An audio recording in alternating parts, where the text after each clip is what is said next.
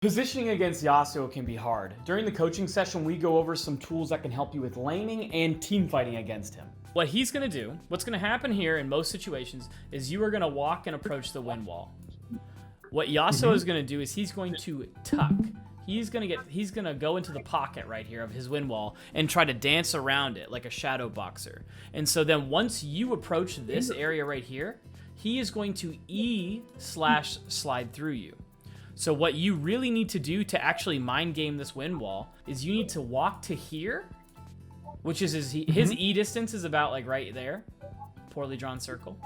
But you need to walk to his E distance and then backstep. And what's going to happen is you're now going to bring him with you. And now both of you will be on this side of the wind wall. Then you hit him with a fully charged EQ and you kill him. Oh, I see.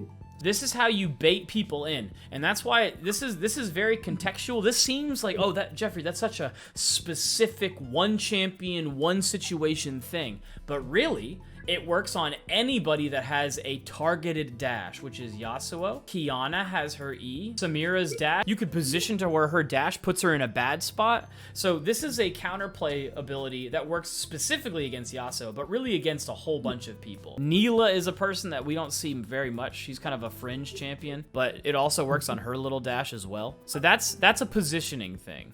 And so what you need to do is you need to make it to where you are never in a Mumu ult, or you are never an Alistar Q distance away from your MF. You always need to be this distance all the time away from her. Because if you don't, then it's just easy kills for them. So let's play through it, and what we'll do is we'll kind of theory craft when you probably should have moved away.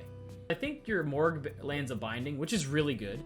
You get a free kill. Maybe you shouldn't have ulted here. I think that it was okay to get a free kill with your ult. But then they go in, they full combo. So Vladimir can actually get away with this positioning stuff in teamfights because of his pool. But if you notice in this clip, because he had to use his pool to get to the target, he ends up getting womboed anyways. If he had managed to get to a safe distance after his pool expired, maybe he wouldn't have gotten punished for this clip. Yasuo's down here. Alistar, I think, is somewhere in the bush. I'm not sure. I think that's who you're chasing her. And then look, you use your flash and your fully charged EQ on her, which does kill her. However, what happens here is then you walk back into this guy. And then Alistar hits this combo, and at this point, the fight is now over. Yeah, I can see. So let's just say that first of all, you shouldn't have hardcore focused Samira, I don't think. I think you should have played slower and killed Yasuo. But let's just go ahead and assume that you went for the kill on the AD carry, and that's fine. Because Vlad killing AD carry is very good. So I'm going to stop it once you kill the Samira, and then we'll make a decision. Okay, so you just dropped a fucking bomb on this Samira. Let's look at your resources. You don't have your E, you don't have your flash, or your ghost, and you don't have any items. So knowing that there are 3 people in this bush, and your MF is right here, and this bitch is about to die, what should you do? Where do you think you should move? What kind of abilities do you think you should use? I think I could just move towards the location that Samira is moving. Somewhere this way? Yeah. Basically. Okay, so maybe split up. Mm-hmm. I think because I'm a support, I think about another thing that you could do. What would a support do in this situation? Ward the yes. Dude, what you should have done is you sat on the Samira's face, kill her. You should have warded right here.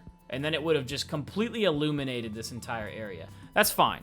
You don't really need to do that because you know, but that would have been a really valuable ward. So I want you to start thinking about battle wards. So after we talked about the ward and positioning around the Samira, I forgot to explain more about getting back into the fight with Yasuo. So I'm going to do it now.